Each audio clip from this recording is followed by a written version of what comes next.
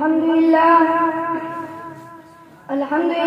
رب العالمين، والصلاة والسلام على سيد الأنبياء والمرسلين محمد وعلى آله وأصحابه رضوان الله تعالى أجمعين.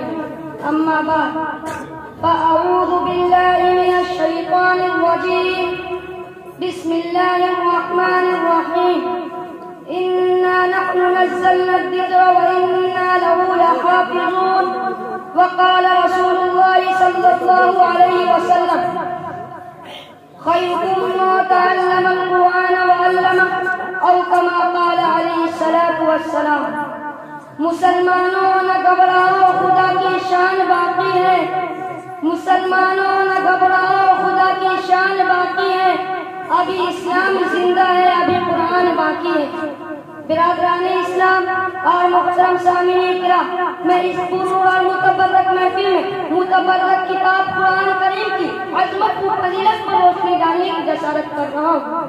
میں اس سرچشمہ رشد و ہدایت اور منبع حکمت و شریعت کا تذکرہ کرنے جا رہا ہوں، جس کی حفاظت کی ذمہ داری رب کائنات نے لی ہے. ارشاد سبحانی ہے: انا نحن نزلنا الذکر وانا له لحافظون. ترجمہ: ہم نے قرآن کو نازل کیا اور ہم ہی اس کی حفاظت کرنے والے ہیں. امید ہے کہ آپ اثر بغور سماعت فرمائیں گے. اللہ ہمیں احکام قرآنیہ کی محبت عطا فرمائے. آمین.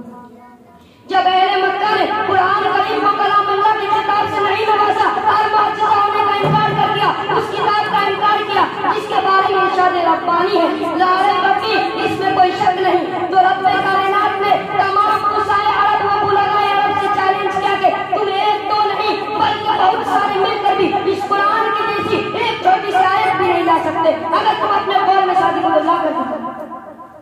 قرآن نے اس طرح نقشہ کھینچا ہے کہ وَإِن كُنتُمْ فِي رَيْبٍ مِّمَّا نَزَّلْنَا عَلَىٰ عَبْدِنَا فَأْتُوا بِسُورَةٍ مِّن مِّثْلِهِ. ترجمہ: اگر تم لوگ اس چیز میں شک کرتے ہو تو ہم نے اپنے بندے محمد صلی اللہ علیہ وسلم پر نازل کیا تو تم اس کے جیسی ایک چھوٹی سی صورت پیش کرو. قصائے عرب نے لاکھ کوشش کی لیکن آخر میں اس کا اظہار کیا. جب امرؤ القیس جو عربی کا بہت بڑا شاعر تھا، جب اس نے انا اعطیناک الکوثر کی صورت باب کعبہ پر لگا کر پکار اٹھا، خدا کی قسم یہ کلام کسی بشر کا کلام نہیں ہے.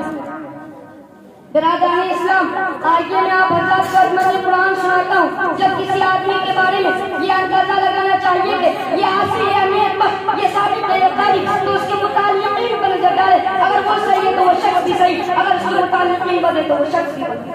ایسے ہی جب ہم قرآن کریم کی فضیلت پر نظر ڈالے، اگر قرآن کریم کی رفعت پر نظر ڈالے، اگر قرآن کریم کی عظمت پر نظر ڈالے، اگر قرآن کریم کی عظمت پر نظر ڈالے، اگر قرآن کریم کی رحمت پر نظر ڈالے، تو اس سے پہلے ہم قرآن کریم کے متعلقین پر نظر ڈالتے ہیں اور دیکھتے ہیں تو سب سے پہلے تعلق نظر آتا ہے رب کائنات جو مصدر قرآن ہے، جو خالق جہاں ہے، وہ مالک و رحمان ہے، صاحب ایمان پر بڑا مہربان ہے.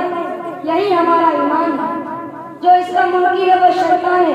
کلام الملک، ملوک الکلام، بادشاہوں کا کلام کلاموں کا بادشاہ ہوتا ہے. لہٰذا پتہ چلا کہ قرآن سب سے اعلیٰ ہے، قرآن سب سے ارفع ہے. قرآن کریم کو دوسری کتابوں پر فضیلت حاصل ہے. آئیے آگے چلتے ہیں تو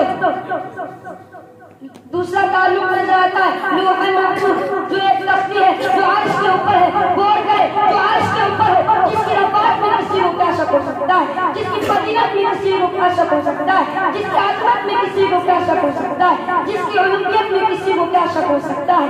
اعلیٰ ذات کا شے کے لیے اعلیٰ ذات کا مقام تجویز کیا گیا، وہ لوح محفوظ ہے.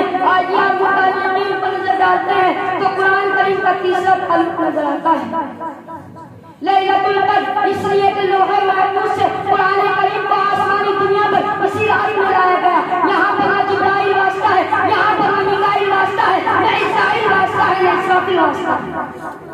ایسی رات کا انتخاب کیا گیا جس کے بارے میں قرآن کریم کہتا ہے لیلۃ القدر خیر من الف شہر. یہ رات 1000 مہینوں سے بہتر ہے. لہٰذا معلوم ہوا کہ قرآن کریم کو سلانے کے اعتبار سے بھی فضیلت حاصل ہے. یہ رات رمضان کے مہینے میں آتی ہے، مہینہ بھی مبارک. برادران ملت، مشکات شریف میں حدیث موجود ہے. حضرت عثمان رضی اللہ تعالیٰ عنہ فرماتے ہیں کہ محسن کائنات صلی اللہ علیہ وسلم نے ارشاد فرمایا خیرکم من تعلم القرآن وعلمہ. تم میں سے